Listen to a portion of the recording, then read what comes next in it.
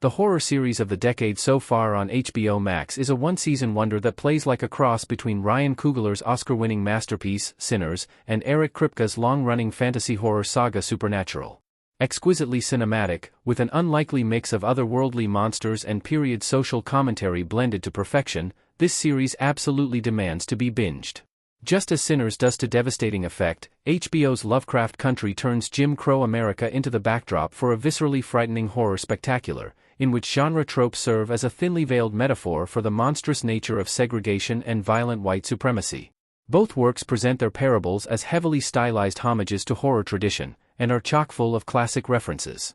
At the same time, Lovecraft Country mirrors John Winchester's quest to find his father Henry in Supernatural, as Atticus Freeman's search for his missing father results in a trip across the Deep South with a different jump scare at every stop along the way.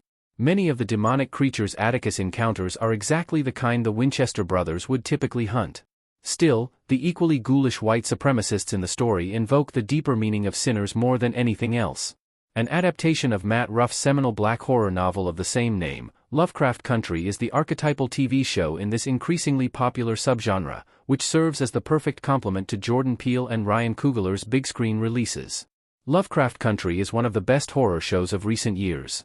Released by HBO back in 2020, Lovecraft Country was effectively replaced by Sinners when the movie arrived in theaters, so similar are the two in both form and content.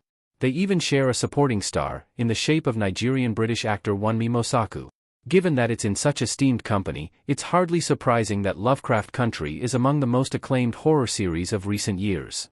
It was nominated for several Primetime Emmys, and has deservedly developed a cult following among horror fans. The show has all the attributes to be a jewel in HBO's crown, from production values to brilliantly original storytelling. In fact, there are very few modern horror releases either on the big or on the small screen that manage to perfect both historical period details and terrifyingly authentic supernatural monsters with the same aesthetic consistency. Lovecraft Country makes us feel what its main characters are going through at the same moment we're marveling at the show's cinematic mastery.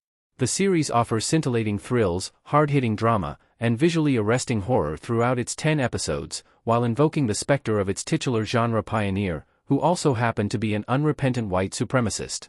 The only real shortcoming of Lovecraft Country is that there isn't more of it.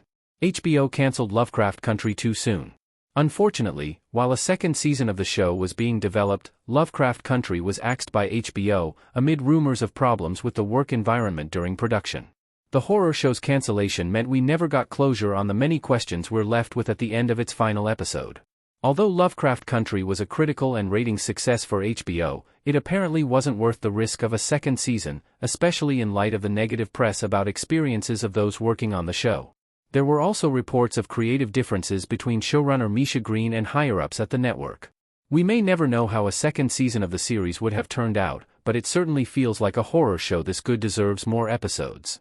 There's always hope that its cult status translates into widespread calls for a revival season.